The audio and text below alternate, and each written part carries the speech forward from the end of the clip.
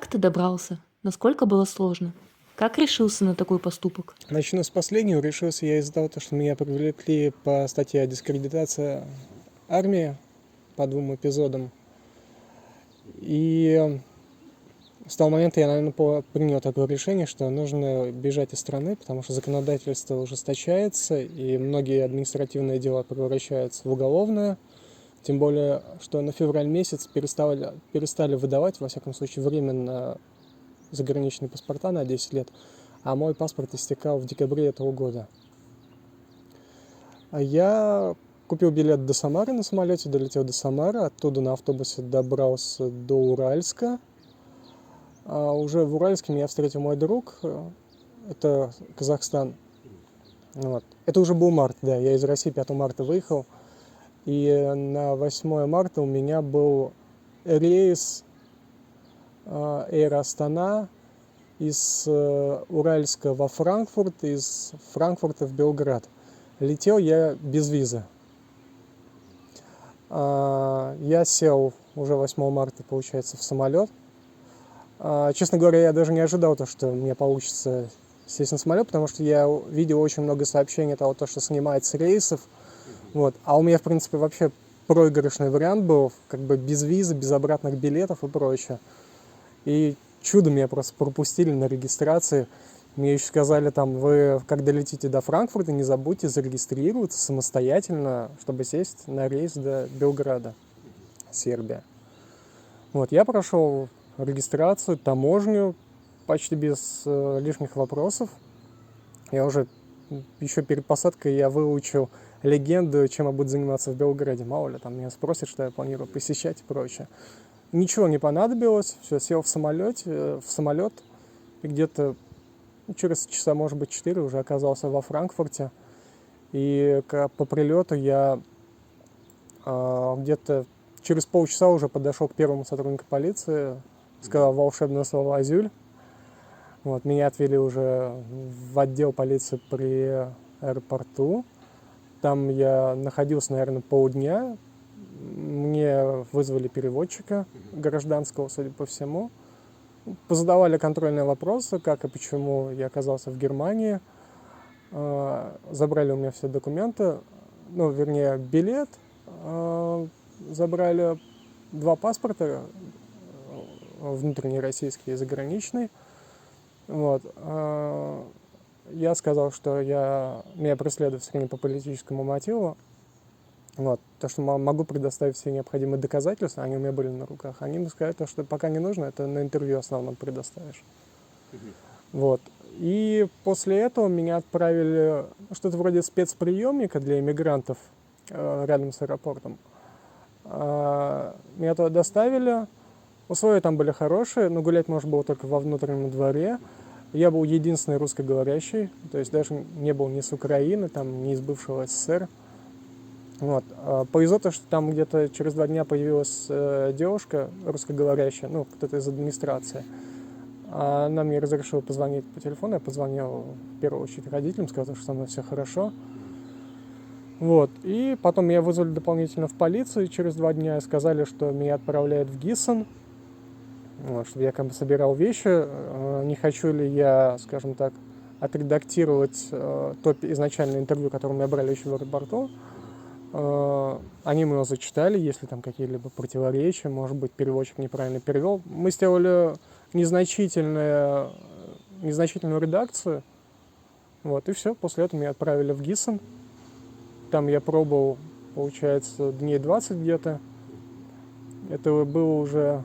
Да, в Гиссене я оказался 12 марта, и 31-го меня уже перевели во Фридберг. Вот.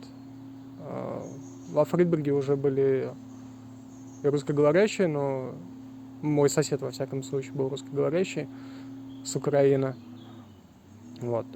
У нас были исключительно дружеские отношения, никакой вражды и прочее. Все прекрасно понимают. Вот. Потом его перевели через 6 дней в город Хеппенхайм, и в наиболее худшие условия, он в палатке живет, потому что во Фридберге мы в доме были. Вот, обменялись с ним контактами, и на этом, в принципе, все. Вот. Сейчас я живу с двумя чеченцами. Вот единственные люди из России, которые я встретил за все свое время. Вот. И в ожидании того, что... Я думаю, я месяц продержусь во Фридберге, но я уже здесь второй месяц нахожусь. И, в принципе, дальнейшая судьба пока мне неизвестна, как, чего и когда переведут. Социальные работники, к сожалению, не знают об этом. Вот. Ну, условия мне, в принципе, нравятся. Все меня устраивает, жалоб никаких не имею, в отличие от Гиссена. Потому что в Гиссене я жил в палатках, и там то душевая не работает, то прачечная не работает. И комьюнити, которое меня окружало, она в основном состояла из жителей арабских, африканских стран. Несколько турок было. Но мы тоже хорошо поладили, никаких конфликтов не было. С помощью Google переводчика объяснялись, все, расстались с друзьями. Вот, все. Что можно улучшить в системе приема беженцев? Нет, за исключением того, что для русскоговорящих очень мало информации на русском языке. Вот на что я обратил внимание. И если в Гиссене был, например, переводчик русскоговорящий, хотя сам немец, то здесь, во Фридберге, я столкнулся с проблемами при изучении немецкого языка, потому что преподаватели в основном все говорят по-турецки либо по-арабски. Вот, никто из них по-русски не разговаривает, поэтому приходилось материал учить чисто на интуитивном уровне. Вот, все. Помогал ли уже другим беженцам? Ну, я помог сориентировать, во всяком случае, чеченцев, которые здесь живут, с социальными работниками, где они находятся, во сколько они работают, где здесь курс немецкого языка и как там пользоваться стиральной машиной. Также мы обменялись с ними контактами, потому что некоторые, бывает, уезжают на какое-то время, и я их предупреждаю, если там на них приходит почта или какая-либо другая информация, вот только в этом ключе. Помогал ли тебе кто-то в Германии? Мне помогала только моя знакомая, которая живет в Латвии. Она мне из Латвии прислала несколько книг, тетради, ручки, что мне было, в принципе, необходимо в первое время для того, чтобы заниматься немецким языком. Вот. А так нет, вроде ничего такого не было. Какие трудности возникли у тебя в Германии? В принципе, все трудности, которые были, я с ними справлялся. Были, конечно, неприятные эпизоды. Это был конфликт у меня с русскоговорящими. Не буду указывать их гражданство. А суть заключалась в том, что когда я ходил к социальному работнику, выяснял по поводу карманных денег, потому что я появился в списке, вместе со мной там еще находился другой человек, который понимает по-русски. Вот. И мне объяснили, где получать карманные деньги. Я туда пошел, и этот человек, который все услышал, он позвал, скажем так, команду друзей, и стали у меня под разными предлогами вымогать денежные средства, скажем так. Я, наверное, 3 раза эту осаду выдержал. Хотел обратиться к социальным работникам, потому что там были угрозы, но я не стал этого делать. Думал, пережду, если уж в следующий раз будут какие-то открытые угрозы, тогда непосредственно обращусь к социальному работнику. Вот. Но они, сразу видно, под предлогом беженства находятся в Германии, потому что мне перед этим еще рассказали историю, кто как здесь оказался. Вот. И... Ну да, все, в принципе. Испытывал ли какое-то негативное отношение к себе как к русскоязычному?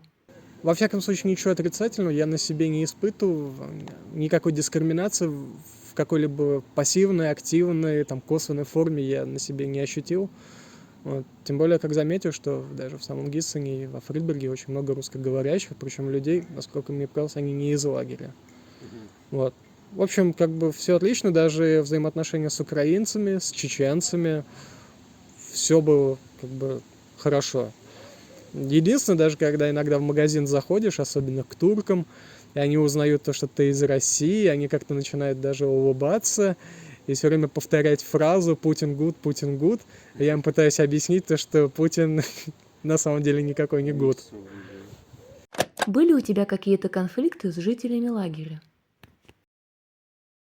За исключением того момента, когда из меня пробовали выманить деньги. Это было единожды. Как люди в Германии относятся к войне в Украине?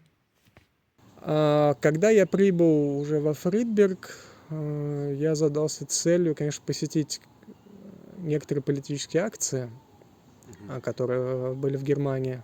Вообще, чтобы понять, как вообще немцы сами относятся к тому, что сейчас происходит в Украине, потому что одно дело, что тебе говорят по телевизору в России, а другое дело, ты слышишь это от самих немцев.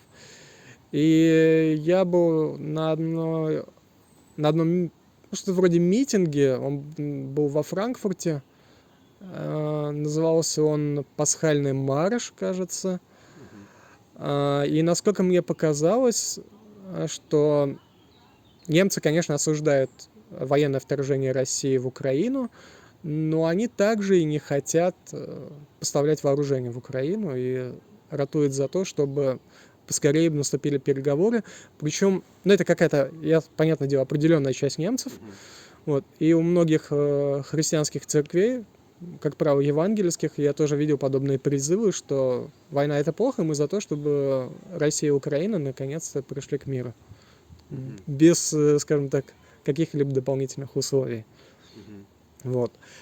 И еще, да, я вспомнил момент, на Пасху я посетил евангельскую церковь, потому что я сам по религиозным убеждениям протестант, и они как раз предоставляли переводчика, и там была девушка русскоговорящая, и мы с ней затронули как раз политическую повестку, и она мне, в принципе, то же самое сказала, что я увидел на митинге, то, что война немцам как бы надоела, они осуждают, конечно, вторжение России в Украину, Путина, но им также и не хочется уже ни в какой-либо форме помогать Украине в этой войне.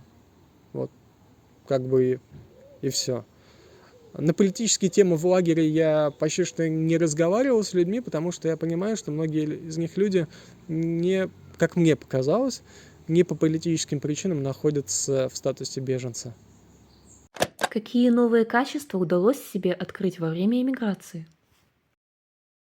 Я не знаю по поводу качества, если только я, наверное, стал очень ностальгировать и скучать по России.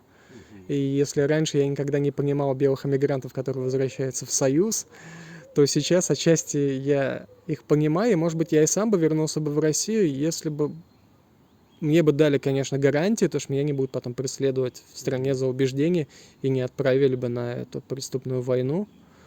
Вот. Но вообще лагерь в Германии и даже тот миграционный спецприемник или миграционная тюрьма, все по-разному называют, во Франкфурте, где я был первые 4 дня, мне показалось, это просто вообще раем и пионер-лагерем, оплотом свободы по сравнению с тем, где я находился в марте прошлого года, а я находился в спецприемнике Сахарова после митинга против войны.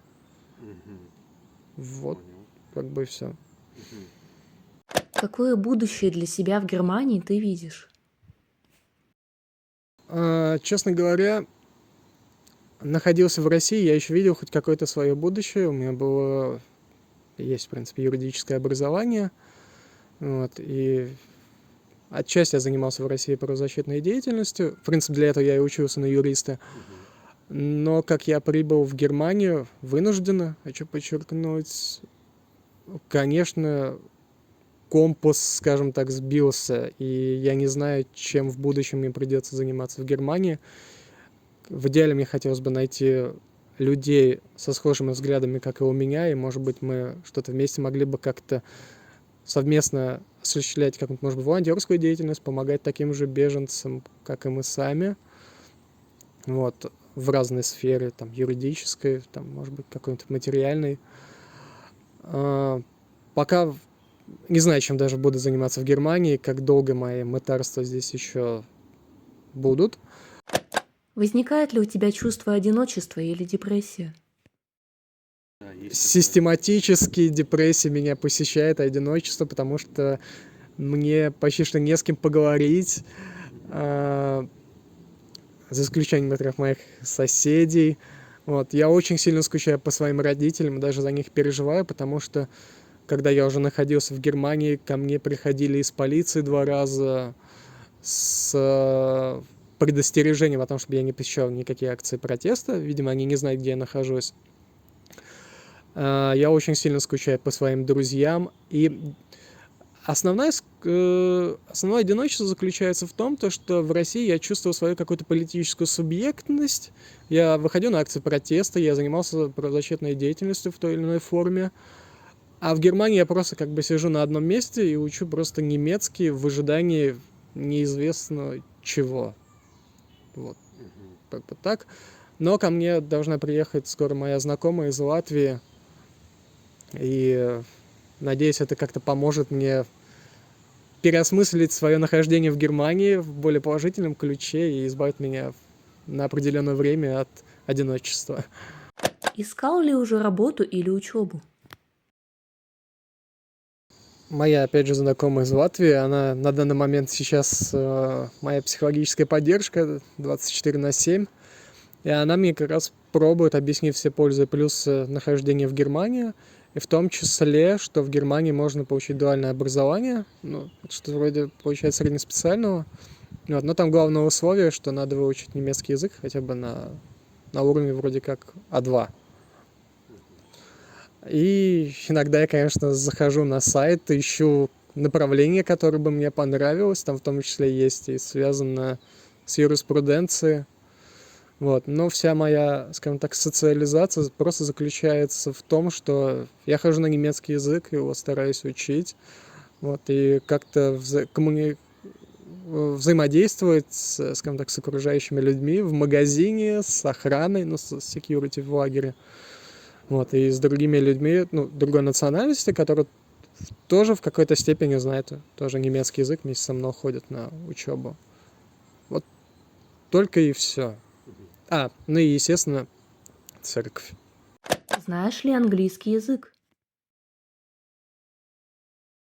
К сожалению, я его учил в школе, и я даже немецкий учил язык, но на тот момент я не думал, что мне это когда-либо пригодится, и поэтому я отчасти забил на изучение этих языков. Вот, ну, скажем так, пути Господни неисповедимы, я оказался в Германии. Что больше всего нравится и не нравится в Германии? В Германии я пока вижу все плюсы, потому что здесь вполне очень убрано, чисто. Во всяком случае, провинциальные города. Также меня удивила вот эта система с сдачей бутылок и там жестяных банок. За это можно получить 25 евроцентов в виде чека. Я просто боюсь себе представить, как бы отнеслись бы ко мне в России, если бы я собирал бы бутылки. Это что-то вроде было бы на уровне позора. Вот. Но в Германии это воспринимается нормально. Вот. Неприятное было ощущение, конечно, от крупных городов. А я был только во Франкфурте, потому что мне показался он довольно очень грязноватый. И там очень много наркоманов. Я бы даже так сказал, потому что вот на центральном вокзале, где я был, там вот не стоит задерживаться и на минуту, потому что только зазеваешься, тебя сразу, значит, окружат группа лиц, начнут предлагать купить гашиш, кокаин или еще что-то. Вот. А так, во всяком случае, если бы мне и пришлось бы выбрать, где бы я хотел жить в Германии, я бы выбрал именно какой-нибудь провинциальный город. Как тебе в целом Фридберг?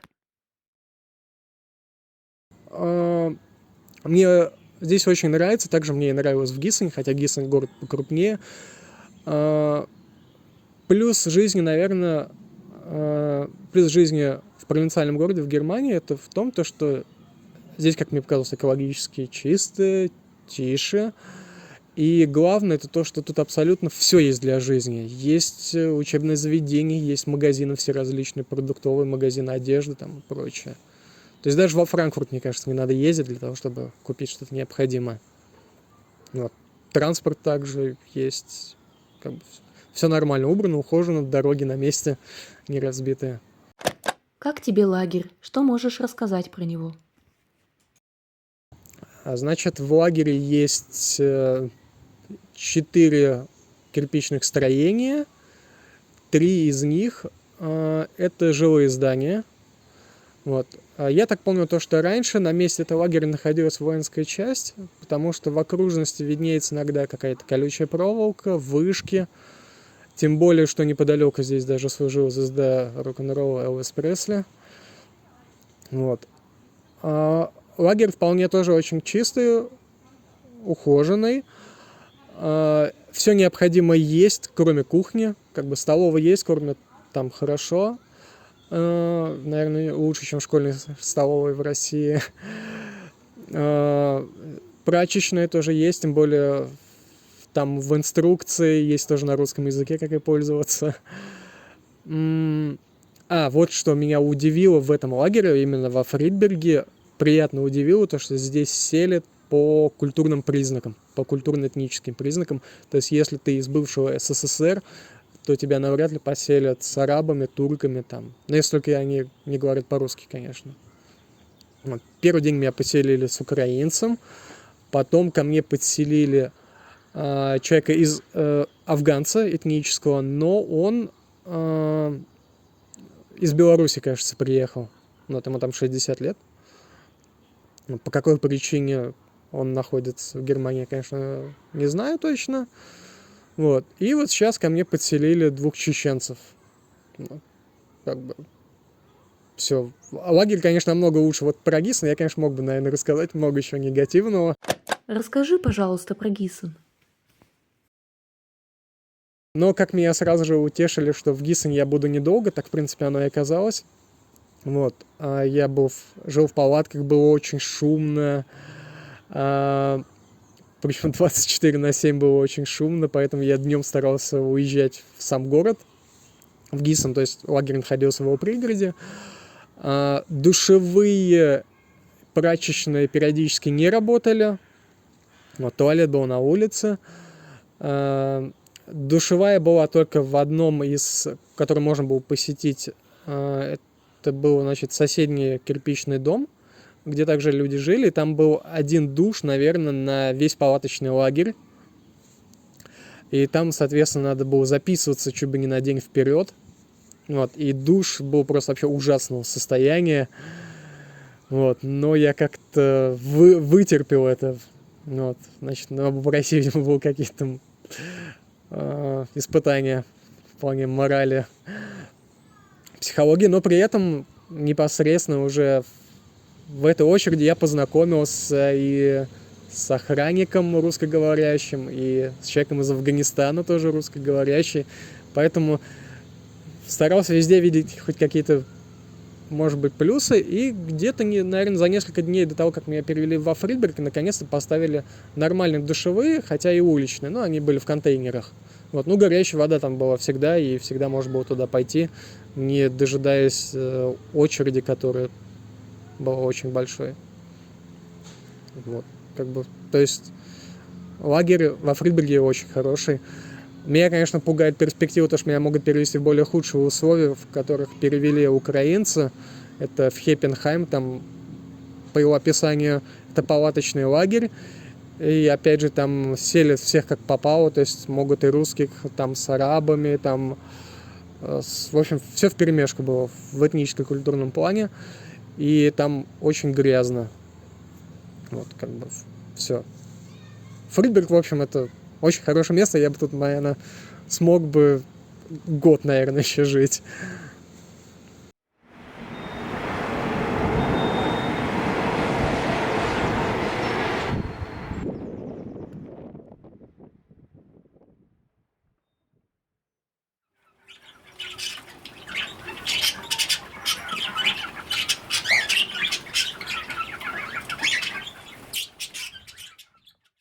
Каким видишь будущее России? Я в этом плане позитивно настроен, потому что считаю, что нет какого-то генетического имперства в русских людей, что русские всегда за диктатуру, за царя-батюшку там и прочее. Я думаю, все это ложь и выдумки российской пропаганды. Они просто хотят заставить людей в это верить, что никакие положительные изменения невозможны. Хотя в истории было и не такое. И нацистская Германия стала демократическим государством, и Тайвань стал некоммунистическим Китаем. Поэтому все, в принципе, возможно. Пока все. Расскажи историю о своем аресте в России. Коротко расскажу о своем первом аресте в 15 суток.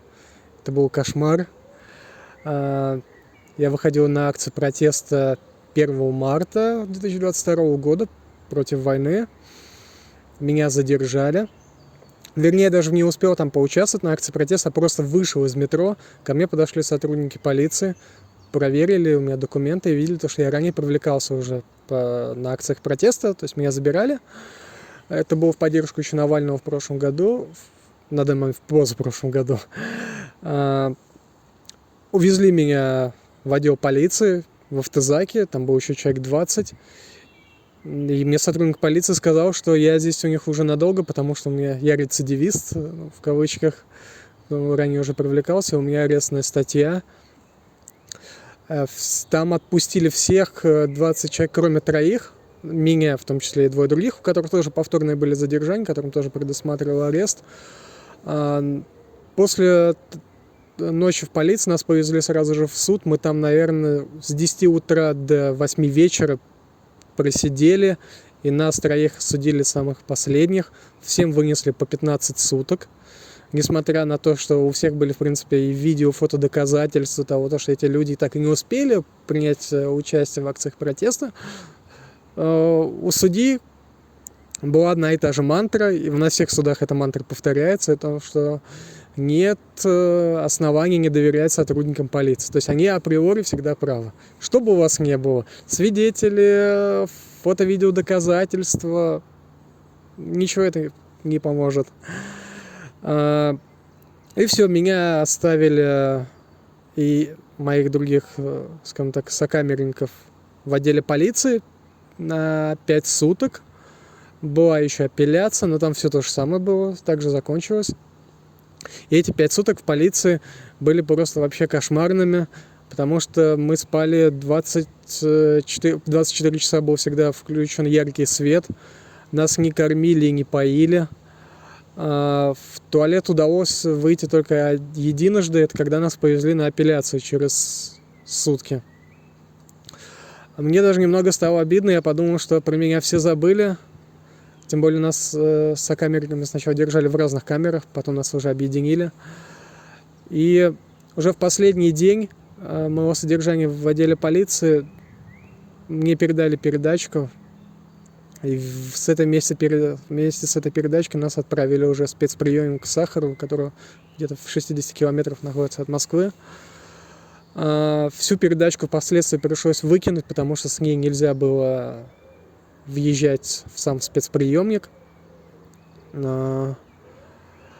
И, значит, когда двери моей, скажем так, камеры открылись в самом спецприемнике, у меня, конечно, были разные вопросы, я стал вспоминать, как, скажем так, прописываться в хату, потому что не знаешь, кто за дверью будет. Но оказалось, все были адекватные люди, там часть была политических людей, несколько хулиганов было, хулиганов в плане того, что они там просто где-то дебоширили, шумели, и очень много было украинцев, вот в отношении их просто вообще откровенный произвол был, они нигде не участвовали в никаких акциях протеста, они просто стали покидать страну после начала войны, кто домой уезжал, кто там на заработки в другие страны. И всех поснимали с разных рейсов, с автобусов, поездов, самолетов, вменили им всем хулиганские статьи с запретом на то, что они не имеют права покидать Россию где-то до мая месяца. А это был март месяц. Вот. Все нормально, меня приняли, мы остались хорошими друзьями. Вот. Потом, когда меня освободили, я понял, что меня на самом деле не забыли, меня искали и друзья, и родители, но они не знали, где я. Они звонили в Останкинское ОВД, где я находился, и сотрудники полиции им говорили, что я здесь не нахожусь, меня уже отвезли в другое место, я здесь вообще никогда не был. В общем, держали всех в неведении, пока я сам уже не смог до них дозвониться, уже в самом спецприемнике разрешили там сделать последний звонок условный. И повторно я уже вышел на акцию протеста. Это когда объявили мобилизацию в сентябре 22 года. Вот. Меня там тоже задержали. Удивительно, мне вменяли другую статью. Это не повторное участие, а 22 часть 6.1, которая предусматривала тоже арест. Но там касалось именно того, что я якобы участвовал в акциях протеста и закрывал движение для транспорта. Хотя сотрудников полиции судьи почему-то не смутил тот факт, что это была вообще пешеходная зона, это был Старый Арбат. А в протоколе было написано, что я находился в начале Старого Арбата, а я находился на самом деле в конце, возле здания МИДа. У меня есть фотографии также. Вот. Думал я их предоставить в качестве доказательства, но это не понадобилось на суде, потому что меня на суде отпустили. Почему? Потому что сотрудники полиции неверно составили протокол о задержании. То есть они вменяли мне одну статью, а задержали меня как человека, как будто первый раз участвовал на акциях протеста. То есть впервые появился. Меня отпустили, но с обязательством явки, что будет когда повторный суд, чтобы я обязательно явился. Но, естественно, я не явился, потому что это был бы, скорее всего, арест, потому что меня судили уже по 6.1 статье. Вот. А заочно они арестовать меня не могут. Вот между этими двумя случаями судов ко мне приходили сотрудники полиции с вопросами, почему я не явился в военкомат. Вот, что у меня есть обязательства, у меня есть предписание, где я вообще нахожусь сейчас. Но мне повезло, что я на тот момент не находился дома, я был на работе. Вот, но родители сказали, что они не знают, где я работаю. Но они на самом деле не знали, где я работаю, потому что это была моя местная новая работа. Я еще не успел им сказать точный адрес. Вот. И с того момента я так и не появлялся дома, пока не завершили, во всяком случае, формально мобилизацию. Вот. И однажды, 1 декабря, мне приходит письмо из центра Мне пришло заказанное письмо, что я должен явиться на беседу, чтобы дать какие-то пояснения. Я, конечно, терялся в догадках, что это может быть за причина, почему меня вызывают в Центр противодействия экстремизму. Вот. Я думаю, может быть, это было как-то связано с движением «Весна», потому что я у них был волонтером, во всяком случае, записан, но не успел так принять какое-либо там участие. Я не думаю, что они также занимаются дискредитацией, и стал взвешивать все плюсы и минусы, стоит ли мне идти или нет. Я посоветовался со своим знакомым, который также был юристом. Мы сошлись на том мнении, что если бы мне что-то грозило из уголовного, они бы сами ко мне пришли. Вот. А если они уже в Центр озаботились заказным письмом, чтобы я явился, то лучше, наверное, явиться добровольно, просто с ними пообщаться. Вот. Что это, скорее всего, будет 100% дискредитация, потому что в остальных случаях Центр, как правило, и не вызывает. Вот. И опять же, если бы я не явился, то, скорее всего, вероятность того, что они бы сами ко мне приехали, она, наверное, возросла. Я туда поехал, и не один, со своим юристом. Вот. И, как оказалось, да, то, что они мне вменяют статью о дискредитации по 2 эпизодам. Первый эпизод — это цитата книги из 1984, которая была опубликована в социальной сети ВКонтакте. А второй эпизод — это речь Зеленского, его обращение к российским военным, к мобилизованным, если быть точнее. И мне сотрудник КС сказал, что вообще вот этот пост тянет на статью о фейках, Но уж статья о фейках это не административная, уже уголовная. Вот. Но по какой причине они не решили мне все-таки привлекать меня по этой статье о фейках, я, конечно, не знаю. Вот, может быть, им не хотелось заниматься этой работой, это намного сложнее. Может быть, пожалели, может быть, еще что-то. Вот. Все, оформили мне 2 протокола, отправили их на согласование с ОВД Ростокино, где меня повторно вызвали. Я подписал эти протоколы, потому что я не отрицал, что это мои посты. Мне казалось очень глупо просто отпираться от своей гражданской позиции. И меня потом впоследствии вызвали в районный Черемушкинский суд, вот, где я также судье говорил, что книга 1984, она не запрещена, что в речи Зеленского нет ничего, скажем так, дискредитирующего, потому что там просто обращение было к военным, там даже никакие оценочные суждения не были со стороны президента Украины. Вот. Но судья, скажем так, был непреклонен, нет оснований доверять сотрудникам полиции, тем более они так не пояснили, что является именно дискредитацией армии. Какое именно слово, что им не понравилось. Вот. В общей сложности мне назначили штраф в 90 тысяч рублей, почти что вроде максимально по статье дискредитация, максимально вроде 50 тысяч. Вот, но мне по каждому эпизоду по 45 дали. И это прибавилось в плюс к моим митингам, в совокупности вышло 110 уже тысяч. Для меня это были отчасти неподъемные деньги. И тогда я принял решение, наверное, уезжать из страны, потому что у меня и заграничный паспорт истекал, а новые паспорта перестали временно, во всяком случае, выдавать, это на февраль месяц. Со штрафами было бы потом проблематично выехать, когда бы апелляция вступила бы в силу, там, спустя определенное время. И после апелляции вообще было бы очень опасно находиться в России, потому что неизвестно, что бы в следующий раз сотрудникам полиции бы не понравилось, какой именно пост, какое мое слово, и это было бы 100% уже уголовное преследование. Тем более сотрудники полиции оформили статью о дискредитации как донос на меня. Якобы было какое-то обращение в отдел полиции с проверкой по поводу моих постов. Вот. Когда был бы следующий донос, я не стал гадать, поэтому я решил уехать, не рисковать. Расскажи про новый закон об изъятии заграничного паспорта. Да, это в первую очередь, конечно же, касается тех людей, которых призвали в армию, либо мобилизовали. Вот. Суть данного закона, который приняли, заключается в том, что вы, если добровольно не явились в течение 5 дней в военкомат и не сдали свой заграничный паспорт в местное отдел ОВД, то при пересечении границы у вас изымут сотрудники ФСБ этот паспорт и его аннулируют. Поэтому, ребята, я бы не стал с этим рисковать, я бы задумался серьезно по поводу уезда из страны, хотя бы даже в Казахстан, просто подумать об этом, потому что лучше уехать и жить на чужбине, наверное, чем крузом 200 в чужой земле.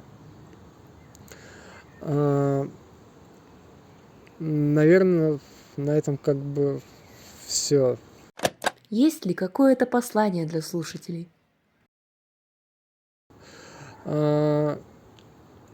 Если вы все-таки надумали уезжать,